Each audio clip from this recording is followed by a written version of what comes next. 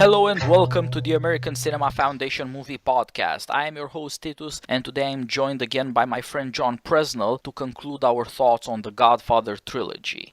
This is a great occasion because we will get to defend Godfather Part 3 as a great tragic conclusion and as a masterpiece of American cinema. John, thanks for joining me again, and tell our audience what we're doing here. Well, it's great to be here again, Titus, and we are now concluding our discussion of The Godfather. I think a necessary conclusion. The third movie, it's much criticized for a number of reasons, and I think to a certain extent unfairly so. And it surely, I think, is, so far as we're interested in the character of Michael, he's the central character that carries through the three movies. We have to see this through to its conclusion, its tragic end, as you say. So it's necessary, and it's very well done. It's a different movie. Coppola, coming at this 15, 20 years after Godfather Part 2, and of course the story takes up about 15, 20 years after the conclusion of Part 2, thought of this as an epilogue, as the Godfathers Part 1 and 2 were their own story, yet it's a necessary epilogue, and so glad he did it, despite all the criticisms. And so let's start from the destiny of the American family and American ambition and the three generations we get to see of the Corleone family.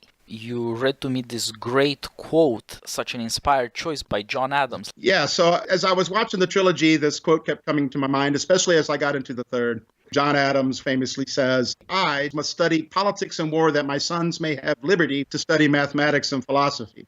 My sons ought to study mathematics and philosophy, geography, natural history, naval architecture, navigation, commerce, and agriculture in order to give to their children a right to study painting, poetry, music, architecture, statuary, tapestry, and porcelain." And so here we have an American family dynasty, and of course we have the Corleone family dynasty. And it was with the third movie in particular where this quote came into my mind because of the prevalence of music. Anthony, the son of Michael, wants to quit law school, does not want to work in the family business, instead wants to become an opera singer. And not only that, but just the role of music within this third part. We have a different America here. We have a different family, and we surely have moved from this politics and war that John Adams studied, and then John Quincy Adams with naval architecture, but also mathematics and philosophy. And now we are with more beautiful things. There's a rejection of that first generation and perhaps dangerous forgetfulness of that first generation.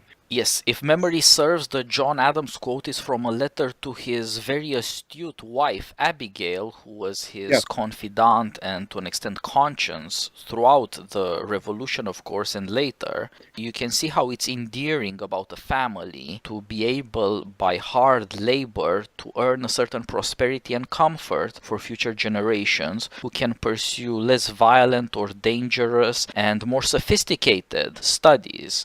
Of course, as the historian Richard Brookhiser says, this is not true of the Adams family. You're either going to the White House or you could tell it to the bartender.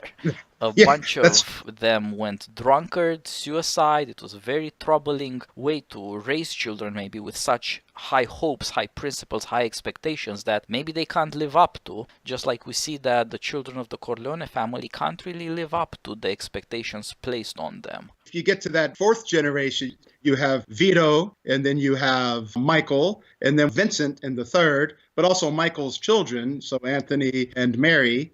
And with the Adams family, I do think of the fourth generation, Henry Adams, and his education, where basically all of this was a big bust and a waste of time and a swindle, and you verge on the precipice of nihilism. So your great success in turning towards more sophisticated and beautiful pursuits. Beyond that, what for? When you no longer have politics and war, what do you have to write poetry about? It's good that this trilogy concluded where it did.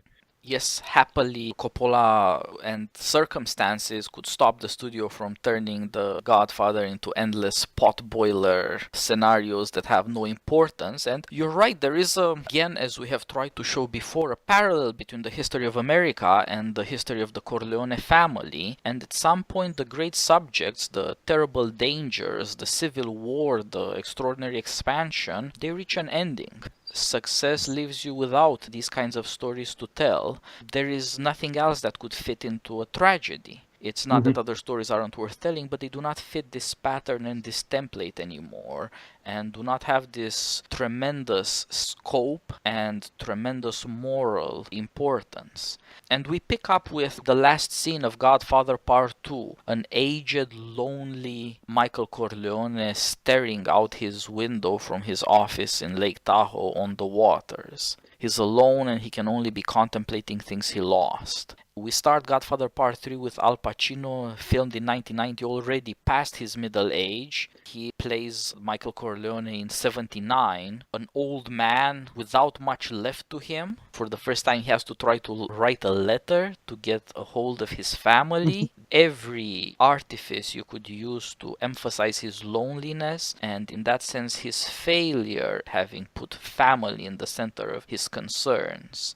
He's inviting his family to a charity event where he's supposed to be honored by the Roman Catholic Church. That's right. His family is now like some political families, merely there for show. They wouldn't be caught within miles of each other, but they put on a show for the sake of the public. We see both the continuity with Godfather Part 2 and the dangers where this heads. As you pointed out, if you end up with a fourth generation Adams man who is very talented, but who never really achieves anything, doesn't do much for his country either, and ends up loathing the legacy of American greatness and the expectations it creates, yeah, that's pretty terrible. Maybe you would need an end and a restart. An end to Michael Corleone and a restart with another one. Like you mentioned, Vincent, played by Andy Garcia in Godfather Part 3. So the new movie opens with Michael Corleone putting on a show so that he can be honored, and it turns out, as always, he's calculating. He has deeper pursuits underneath the surface, but at the same time it shows that he's part of America's aristocracy, the rich people, and how can they be aristocrats? Patrons of clients in a country of equality and meritocracy, charity. That's where the moneyed people get to look down on the rest and be honored for their superior contributions. There's an insight Puzo and Coppola have reserved for the third movie. That's right. That was a good point of Michael's letter to his children, asking them to attend this ceremony where he's going to be bestowed the Order of St. Sebastian given to him by the Archbishop of New York based upon all of his charitable giving. You wonder, in that letter, his attempt at manipulation, rather, with his children when he tells them that children are one's greatest treasure. And yet, if we look at the end of Godfather Part 2, he has lost that treasure and he's lost his entire family. So in the interim, he obviously acquired even a much greater amount of wealth. He hasn't expanded, he's kind of gone up. So he's told, it's been many years since I've left Nevada. We see the old Nevada in Tahoe, and it's in tatters. Now he's living in a high-rise, I would imagine, penthouse apartment on Fifth Avenue in New York. He's acquired a great amount of wealth, and he's extricated as much as he can his connections. He's sold off, and now he has just cash, and a lot of it. That cash is the basis to buy his respectability, and buying that respectability means to get his family back. But to a certain extent also, at the beginning of the movie, to me it seems anyway, it changed Michael. He's more jocular. After the ceremony in the church, we have the party, and we always seem to begin with a party in the Godfather movies. This is the reception after receiving this honor. He's laughing. Johnny Fontane is brought back and is going to sing a special song for Michael. And Michael, though, of course, he's still the old Michael. He has to go conduct business. And Johnny Fontane says, don't leave. And he says, no, that's okay. I've heard it before. I've got old Tony Bennett records. And, of course, everybody gets a big laugh out of this. Surely by the end of Godfather Part 2, this is not a man with a sense of humor. Pacino, at least in that brief glimmer, shows that he has a certain degree of lightness and humor in him compared to his just degrading solitude at the end of Part 2. Yes, you're right. Pacino himself changed. His performance in the first Godfather was lackluster at best. In Godfather Part 2 he does much better because he has to portray the conflicting murderous anger against his own family, and on the other hand that cold calculated look. In Godfather Part 3 he does again an Oscar-worthy Michael Corleone, but in a very different mood. As you point out, Pacino is older and his new histrionic persona for Hollywood plays very well here. He is wizened opened up. He plays with his interlocutors. He's far chattier and in certain ways more intimate. He lets you see more of himself. He has more of passion, and this fits well with his old age. He's not as much a man of action anymore. And as you pointed out, his action explains why we don't see what happened to Michael Corleone for 20 years. He turned businessman. He turned moneymaker. Yes. He's got $1 billion or next to it to show for it, which is nothing to sneeze at, but apparently it's not worth making a movie about. That's interesting. And we also see that in his loneliness, he has only his daughter for a consolation, and this has also helped certain ways to humanize him. What has changed about Michael is facing up to his failures. Part of what he's doing, buying respectability, the church's seal of approval and all that, is rearguard action. He's trying to cover up for his weaknesses and his old age and, of course, impending death. Yeah, that's right. So part of this giving is an attempt in a context of 1979 America. He is redeeming his father's legacy too. The source of all of this money is he's gone into the nonprofit or the foundation charitable business with the Vito Andolini Corleone Foundation, which we know gives money to charitable organizations, to hospitals. Later on, Michael will suffer from a diabetic attack, and he's in the Vito Corleone wing of the hospital. We see Michael talking to a black politician from New York who thanks him for giving money for the swimming pool for the boys' club. And then, of course, his daughter, Mary, the public persona and head of this foundation, gives a speech. Its intention is to give money for charitable organizations, for the arts, for the good of the people, and in particular for the people of Sicily. Think of Vito Andolini Corleone's name on this $1 billion charitable foundation. It's quite a shock. And yet the question with Michael in this movie is, obviously, killing Fredo is something that will play out throughout this movie and its repercussions.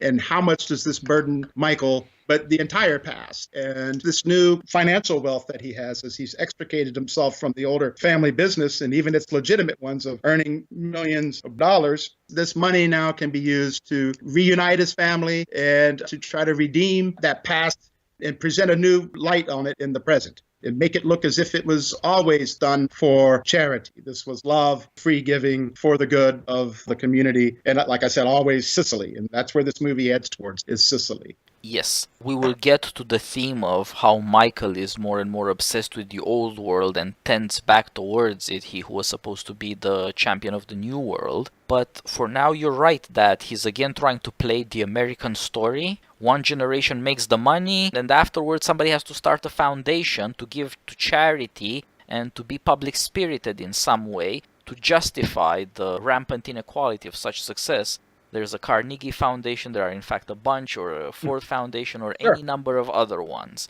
It's the American story, and Michael is still trying to be part of it. He's not given up on that. You're right. It's also to do with his father specifically, both in the sense of trying to ennoble him in an American way beyond what could be plausibly done, but also in a personal way. His father is really all that's left of family because he was the only one who kept the family together. The death of Don Vito was the signal for the destruction of the family. Now he is a symbol and nothing else, and he is an object of filial piety. Michael is still calculating, still working things out. He's still very much a man alive and at work, but he's somehow obsessed with death. He's polishing his father's mausoleum. And as you pointed out, he has returned to New York. He's, as you said, gotten incredibly rich in gambling, and like he's trying to bribe America to give him respectability, he's trying to bribe the families of mafiosos to let him go. His charity is also a way to extricate from his criminal past, just like his polishing of his father's reputation. And we see here something strange that had never been the case before with the Corleones. Michael cuts checks literally to all the families in a casino. Yes. The Corleones had never bribed anybody before. No, they were the ones receiving the bribes. Right. I guess there's a precursor to a certain extent to the charitable giving. Tony's First Communion party, where Michael has a check for the charitable organization in Nevada. But the difference between that and the cutting of the checks with the families is this is his attempt to get out, as he says. Yet we see at the very beginning, St. Patrick's Cathedral, where the medal's being bestowed upon him and this very solemn service. Yet the camera lets us know that this character, Joey Zaza, has arrived with his sideman, the ant. So we know something is afoot. And of course, that just carries through the reception. So what, at least on the surface, appears that maybe we have a really changed man here, but perhaps rather we have one who is, once again, just transmogrifying the old mode into this new context. He realizes also his limits, so he has to look backwards. And he knows he's alienated from his family. And so this needs to be carried on as well. And so we're also introduced to the character of Vincent. Yes, we see again somebody you have to compare with the young Michael, with the young Vito himself. The third Godfather has a third variation of this Italian-American man who has shocking ambitions that go way beyond what you would expect or what anybody else would do. Vincent is introduced first as a vulgar Corleone, a distant one. He's a bastard of Sonny, the first of the sons to die. He seems to have inherited his father's temper. He is flirting with the waitresses, making eyes at anybody.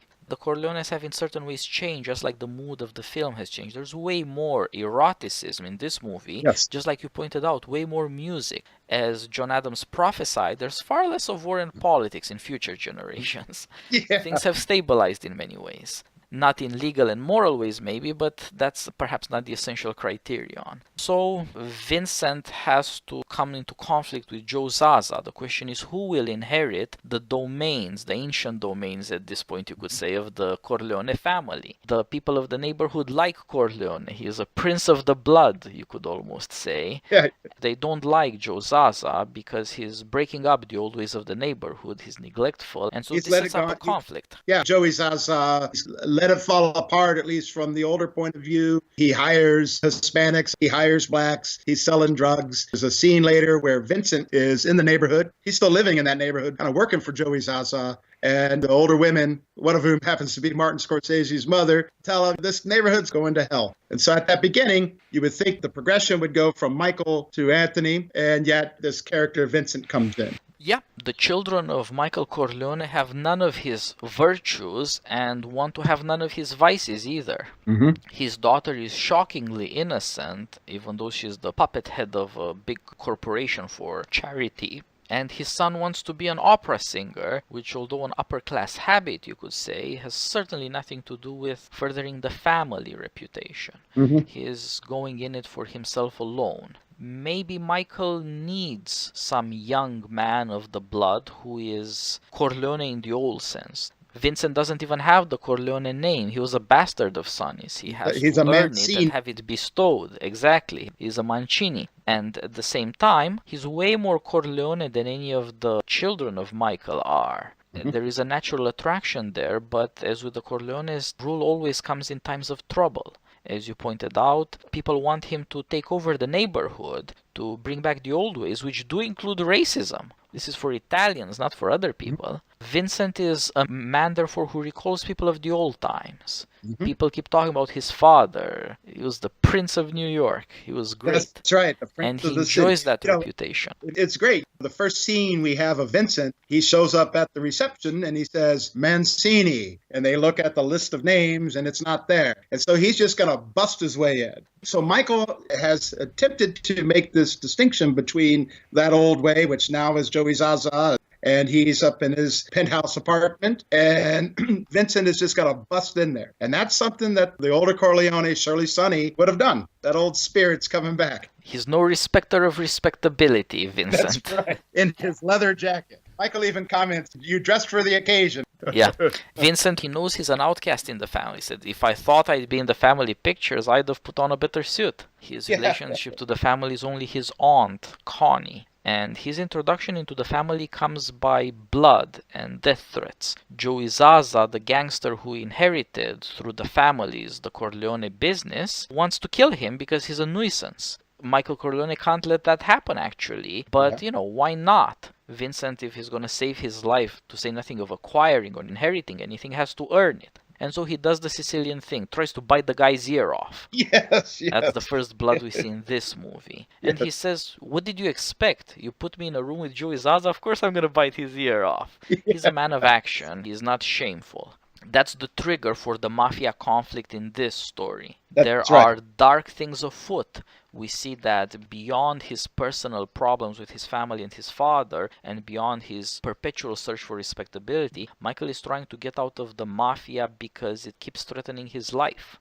Vincent is for him both a personal successor, a bit more of that Corleone magic. He is also a lightning rod. He'll take on a lot of the dangers that would come to Michael otherwise. It's not mere altruism or family love. It never is with Michael. That's right. What would Michael be able to do with regard to these threats at this point? I guess his henchman at this point is really more of an MC and PR guy, I forget his name, who runs that press conference. He doesn't have any muscle anymore. And so Vincent has to bust in. Michael sees something here that perhaps he can work with because his son has just said no. He's going to drop out of law school and go become this opera singer. At that point, the biting of the ear, Michael sees something there that perhaps this is useful. And so we get to think about who this character is. Vincent Mancini, who is to become Corleone, and the Don, played by Andy Garcia. He starts in strange ways similar to Michael Corleone in Godfather Part 1. He comes to the party, but he's eccentric. He's not exactly of the family. Michael, in his youth, didn't want to be part of the family. He would tell terrible stories about his family to his fiancée, Kay, just to show that that's their problem. He's not that. He was eccentric there. This guy is an eccentric not by choice. He's an outcast. He's trying to work his way in, not out. Just like the family was dangerous then and is respectable now. All these changes have occurred. But he's much like that guy, and much like him, he falls for a blonde American girl. That's right. Yeah. And she's a reporter. An obvious parallel, and I don't fault it. The photographer, Bridget Fonda's character, she quotes almost verbatim Kay when she looks at Joey Zaza's henchman, the aunt, and says, "Who is that scary-looking guy there?" Just as Kay had asked Michael. We have a similar dynamic here. Michael at Connie's wedding and now Vincent at this reception. The Godfather trilogy is full of structural parallels and inversions to try to teach you where different characters stand to one another and where different political situations or psychological situations are similar and where they are different. And so we get our first clues as to how close Michael and Vincent really are, even though the one is old and cagey and the other one is young and as bloody-minded as his father was.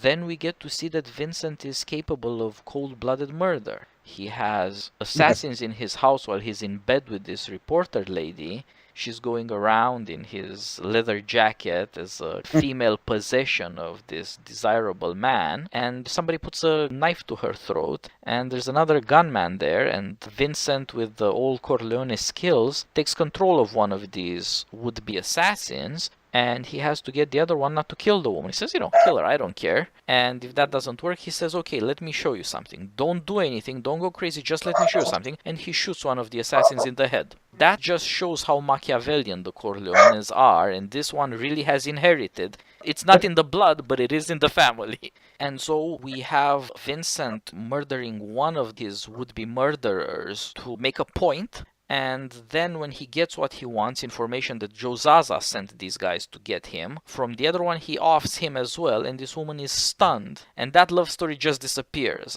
I remember, John, you told me, I wanted to see more of Bridget Fonda. What's happening here, it seems interesting, but it disappears. Because unlike Michael with Kate, there's no future here. He just murdered two people in front of her, whereas Michael was all about hiding everything from his blonde American girl. That's right. Well, remember at Connie's wedding in part 1, the photographers as well as the FBI are kept on the outside. Here we have an inversion of that. Now the photographers are on the inside to photograph this great honor, and that's what she is. She's just some girl that he picked up at the party. That's where you get to this scene you don't see in any of the other movies, a bedroom scene. And so here we have Vincent in his underclothes, takes these two guys out and does it in a very spectacular way. So there's a great deal of cunning in this brutality. He knows the effect brutality has on people and uses it to effect his own purposes. He's damn Machiavellian. He knows that you have to stupefy and satisfy people. That's right. And make examples. And you see that he's not just a violent guy. He's as calculated in his violence as Michael is. He's just not as well rehearsed. The next parallel is that, like Michael in the convalescence of his father, Vito plotted and executed the murder of Solozzo, cold blood, when nobody else, not even hot-blooded Sonny, wanted to do it. So also our new man Vincent, when, as you pointed out, Michael Corleone is debilitated by a diabetic attack, he plots and executes the murder of Joey Zaza, of course with much more panache, in the middle of a parade, disguised as a mounted officer. Even riding a horse. A bit of the old cowboy spirit. And well, you see he takes action. That's right. Michael, when he hears of this, says, don't do this without consulting me. You can't do this. But on the other hand, it just bends there and thinks he made the right decision and did it in the right way. At that opening reception scene, we're also introduced to another character, Eli Wallach's Don Altobello, part of the father's generation, and he's there to honor Michael, but also to honor his father. And he seems to be this old, weak, innocuous character. But Joey Zaza and Don Altobello and these kind of schemes are going to be part of what draws Michael down from his heights back into this criminal world. Yes. So a couple of things happen together to bring out what the danger to Michael Corleone and his family is. Joey Zaza has most of the families executed because they take the bribes of Michael Corleone to let him get out, and then Joey Zaza is himself executed by Vincent, who sees the obvious threat, but unlike Michael, can't think about invisible threats. And as Michael is trying to figure out who is the real man holding the strings, not the hand that pulls the trigger, but the eye that guides it, Don Altobello turns out to be part of this conspiracy. There's a lot of danger Michael is facing, and he needs Vincent because he's fighting a two-front war. He's trying to keep the mafia at bay and get out, while trying to get in with the College of Cardinals, the papacy, and the Bank of Vatican specifically, so that he can do business in the old world. Even in his desperation to get out, while he's old but still alive, Michael is still thinking that legitimacy should be power, so he's trying to conquer the old world. Now that's an American ambition, and it's certainly of grand scale, and this forces Michael to get back to Europe, which has never worked out well for the Corleones, but they cannot help it. Some Sicily is always in their blood. That's right. Michael's plan here, there's the wealthiest real estate corporation in the world, $6 billion worth of wealth, of which the Vatican has large investments, and Michael wants to buy those out. Once again, he's turning towards the old world, but I do like the analogy if you think of frontiers. New York to the west, to Cuba, foreign policy, now back to the old world, but of course straight to the Vatican, perhaps the truest foreign policy in a way.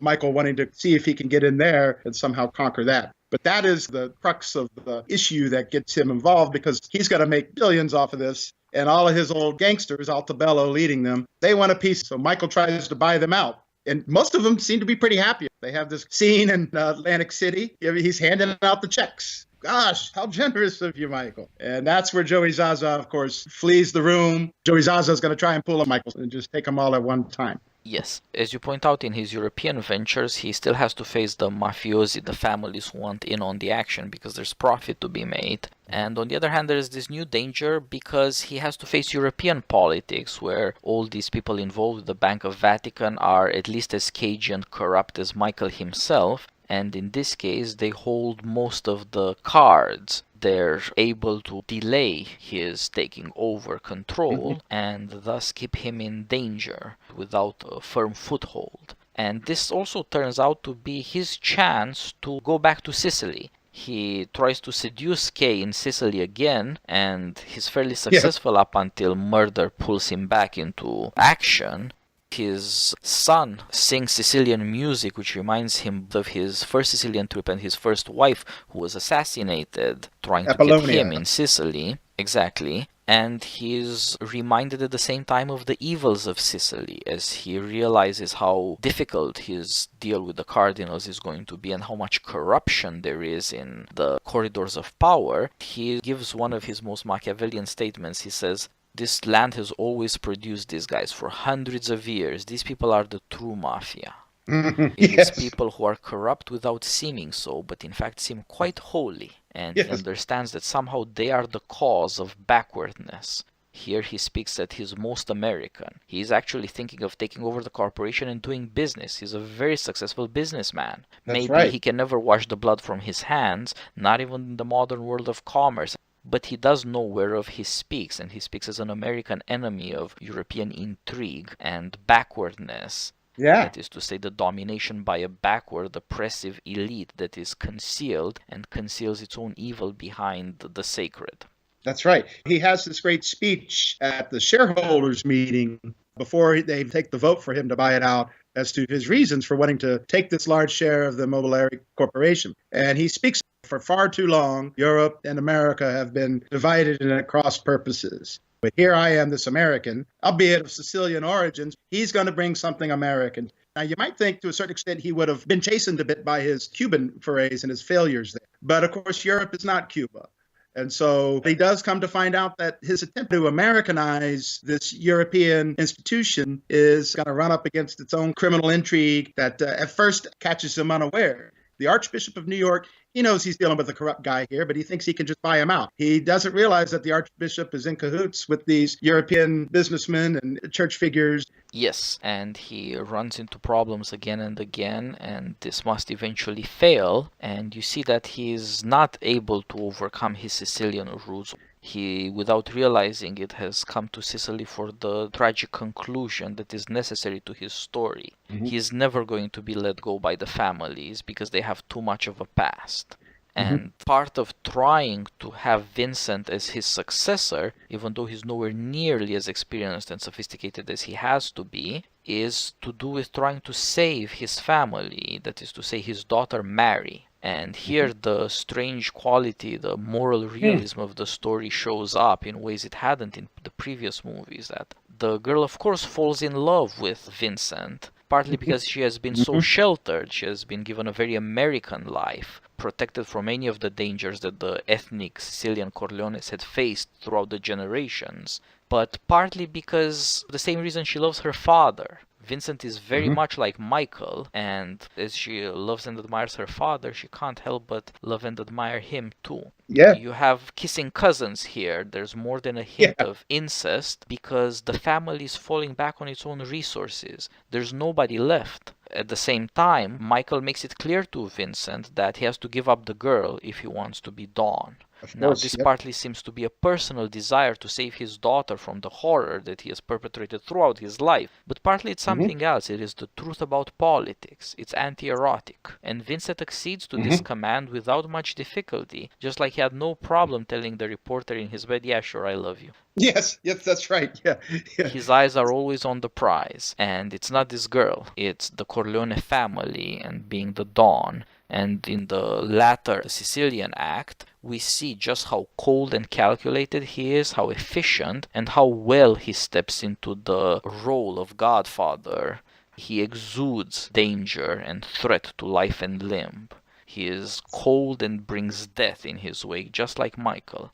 There's a bit of Shakespeare that's been on my mind watching these movies. The most obvious thing is that Michael and his daughter Mary are like King Lear and his Cordelia. They have a true love for each other, which is shocking given how much killing and danger there is in politics, and nevertheless they both must die. The family cannot escape its fate. The death of Mary is actually predicted by the murders that her aunt Connie perpetrates and her helping of Vincent. Connie in Godfather Part 2 was destroying herself to humiliate Michael, rejecting his control of the family, whereas now she begins to help him and she turns murderess herself. This is, of course, par for the course in Sicily. There's a lot of intrigue, and that will include female treachery. There are no American sensibilities here. But there is also something else happening. This presages that Mary will not be able to get out of the family business. The family is no longer separated between men who do dirty things and women who are protected in a house where they deal with children in the household.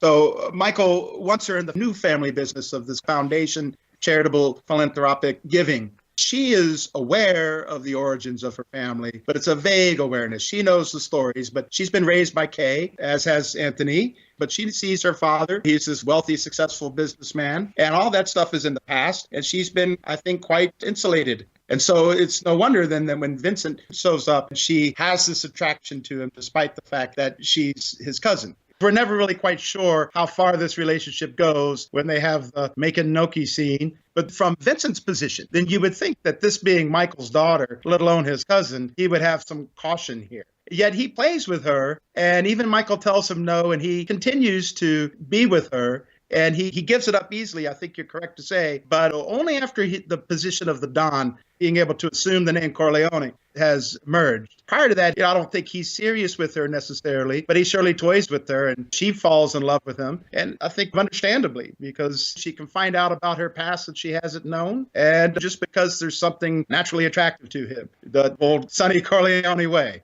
Yes. And you get to see a bit of what might have driven Kay into the arms of Michael back when he was a young man. There is something attractive about these men. They have certain powers and talents, and they're just handsome enough. Mary, who is such an innocent girl, nevertheless has a certain ambition, and you could say that she gets to live out some of the stories she has heard. They do have family mythology sessions in their discussions. Vincent talks up both Michael and Sonny as the old brothers and flat out denies that Michael in fact killed Fredo. Right. Partly that's why Mary is so attracted to these old stories. They have been sanitized. They're more heroes than villain now. You say she's almost compelled to fall in love with the young version of her father because she can't admit to the ugly truth about her real father. That's right. Well, you see, Vincent tells her Sonny was, as you pointed out, the prince of the city. And regarding her father, he's a great man. Saved the family. And of course, regarding Fredo, no, it didn't happen. He didn't kill Fredo. Of course, this is told when she's visiting Vincent. So she's the one who descends from her penthouse apartment or wherever it is she is back to the old neighborhood. And there's several scenes. She's the one who's going back to the old neighborhood to see Vincent and to find out about this history. So to bring in more Shakespeare, just like Michael and Mary have a relationship like King Lear and Cordelia, where their true love for each other, given the dangers and unerotic requirements of politics, lead to both of them having to die. So also the relationship between Vincent and Mary is a lot like Othello and Desdemona. It doesn't matter what the plot says, these people are going to end up in a bad way, if not tragic, because she loves him for his dangerous manliness, whereas he loves her in his curious way because she's so innocent. He can't be the sort of man that she's so attracted to if he gives up all the ugly, dangerous stuff. He only got an entrance into her world, like Othello in Venice, because he's a murderer. Not because he's a pure man or a nice guy. And so also with her. And those stories. If she learns the truth about him, if he stops telling her lies about her father, how is he going to love her anymore? She's not going to be innocent. She's going to have to be like her aunt, a murderess. And so her murder at the end, in her innocence, is fitting in that way because I guess we only see her as this innocent young woman who is driven by her love for her father, her love for Vincent. Could she have made that transformation that Connie had made? Connie is the voice of the old ways to Michael that he has to pay attention to. She's even more ruthless than Michael in certain respects. She introduces a new female form of treachery, murder by poison in your food. This had not been done in The Godfather because it's unmanly. Yes. And you're right that Mary couldn't turn into that. She can't be corrupted that way. But she must be destroyed because she cannot redeem by her love her family. Yeah. And of course, she must be destroyed. She asks her father, am I just a puppet head in this foundation? Yes, right? Honey, yes, you are. Yeah. She has to be destroyed also because Michael truly does see her as his treasure. Her destruction really brings him to the depths. You know, those final scenes, all you have is Pacino's mouth and nothing coming out of it. His story has been destroyed of what he wanted. And he has been replaced by a man who's not going to spend much time with him. He's just a babbling, destroyed old man. This is another bit of Shakespeare. The relationship between the Corleone family and Vincent, the up-and-comer, very much recalls the history play King John, where a bastard has to enter into the royal family, and he's the one who says, in at the door or at the window, however way he got in is in. It doesn't matter to him whether he does things the respectable or all right way. He wants to acquire. So also Vincent, he wants to be the new Corleone. Well, actually, comes to think of it, this is quite serendipitous. In King John, the bastard is a bastard of Richard Lionheart, Yes. Corleone. Wow. That's That's a great. good joke. That's really good. Yes.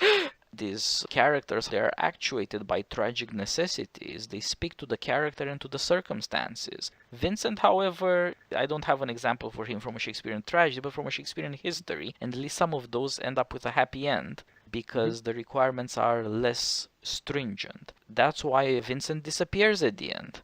He fails to protect Michael, he fails to protect Mary, but that's no skin off his nose, actually. It's their tragedy, right. and he can step off into a future as a Don. Yes, Strange and in a way cynical, but it's true. Because he's way more American than they are. He doesn't really belong in Sicily. There's nothing for him there. Mary's gone, and of course Michael's going to be gone. And you have these billions of dollars in foundation money. Vincent is totally unsuited to the dispenser of charitable funds. He doesn't have those things that allowed Michael to achieve that position. Vincent has that kind of more direct fighting manner. What is going to become of this estate? It will just surely deplete itself. But where is Vincent? What is Vincent really going to do with it? That's true. All he can be is really a Corleone criminal. He can't be as extravagant in his ambitions to be charitable, conqueror of Europe, applauded by the Vatican. Those things don't work for Michael. They can't even be tried by Vincent. But maybe he can be a successful gangster when once he accepts his limits in a way Michael never could. Yeah. There's just much less conflict, for example, between Vincent and women than there was between Michael and his wife. Well, wives, actually. Michael seems to be quite intent in both parts 1 and 2 of getting married and of having children. It doesn't really seem to be any concern for Vincent. As a bastard, he's had to raise himself and to assert himself in his own position, perhaps much like Vito coming off the boat. Yes, he has this family, and yes, they take him in, and yes, they transmit it to him. But what had been built up is not something that he has any appreciation for or care for, or maybe even the understanding of. Just wonder what that money in Vincent's hands, what is it going to do? Yeah, it doesn't seem like a tragic story on the same scale. He wouldn't have his own story except as a new Michael in that context.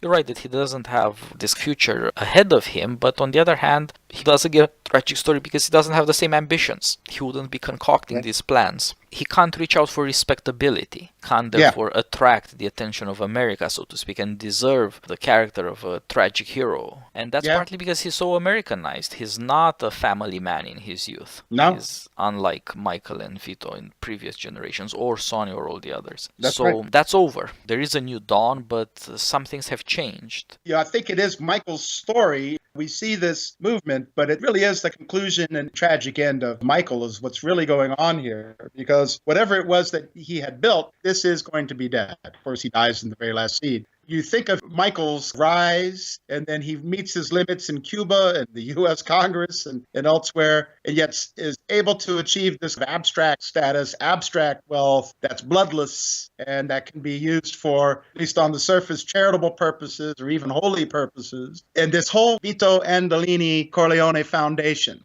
which points back to the past, and then, of course, Sicily, and then just Europe and the Vatican in general. And they're pointing back towards Sicily. We end where we began.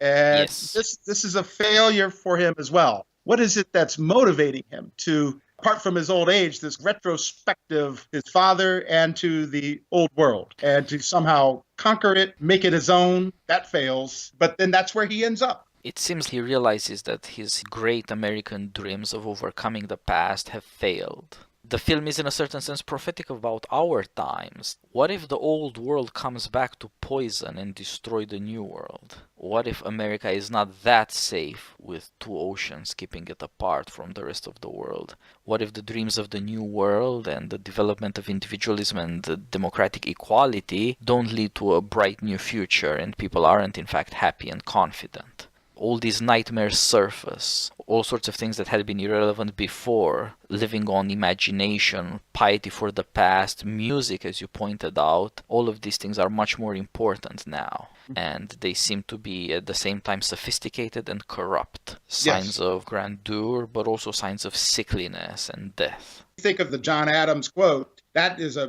progress, yet the Godfather is pointing to it, circling back. There's a cyclic element. But there has to be an end to this. And that's where you have to see Michael Time is going to catch up to him, of course, as it does with everyone. But his ambitions can only go so far. And once again, he's by himself, alone. Yes, and everything that Vito Corleone and everything that Michael himself wanted has been wasted. A lot of wealth has been created, and that's all American, but everything else, everything they brought with them as hopes and ideals of a good life, it's over. There may be a new future and a new cycle with Vincent, but it will be different. That's right. Here we have more of a street hood, in a way, who relies on his own just native talents. He doesn't have the familial attachments or the attachment to the old world that Michael had. Yet now he's endowed with millions of dollars. I guess that's the cowboy capitalism. Francis Ford Coppola famously said this movie had something to do with developments in capitalism. Yes. Well, this brings us to our conclusion. I would, in the end, like to defend Sofia Coppola, who was panned because of nepotism and because she was a bad actress. She doesn't do a good performance, that's true. But if you think about the character, how clueless and innocent she has to be, bad acting is required for the part, whether from a good or a bad actress, because that is what all the other Corleones have, the ability to lie to your face and maybe murder you without you realizing it. They're all supreme actors, deceivers, and she's the opposite of that. She's sleepwalking through a nightmare. That's right. And there you see again that Cordelia-like purity of her love as she's shot dead, blood on her stomach. She just says, Dad, and she did that well. The performance is very persuasive in that sense. I would agree. There's a scene where they're having breakfast in his penthouse apartment. Of course, I went into this remembering all the criticisms of her performance. It's just Sofia Coppola, Mary, and Michael having breakfast, and she's asking, am I just front for this? Was there something else going on I don't know about? No doubt about it. She read those lines in the flattest. There was no acting going on there. Everybody else is acting. Yep. She's reading lines, and yet that makes her, I think you're right. It's fitting for her character and her position in this story in a way that if she had been more, whatever it is that actors bring to it, the method acting, I guess, because Lee Strasberg was in part 2 or whatever the techniques that she could have brought, I don't think it would have been as effective. So I don't have a problem with her in the movie. Yeah, there's certainly something endearing there, and it's worth pondering something else, why she was panned for a bad actress. We want at some level to be seduced as sophisticated audiences of these great movies by evil people. These great actors who act their deceptions, and she couldn't do that. But it's a good reminder. It's a good placement of where The Godfather is to real life, and it's especially good for Godfather Part 3, for the conclusion, to show you that there is a moral standard and there are moral experiences against which you judge events, and they lead to this conclusion. People also didn't like the movie for that reason. How screwed up it is that you can't sort of secretly admire the evil Corleone anymore. It has removed the attractions from evil. Yeah, don't get seduced to this. That's right. I think that's a really good point. You think of the audience that wishes they could carry on this to sequel after sequel, Godfather, XX or something like that. It doesn't need to end. And no, don't get too seduced within this. Yes. Well, John, we have come to the conclusion of our own trilogy of podcasts on the Godfather trilogy. Thanks again for joining me.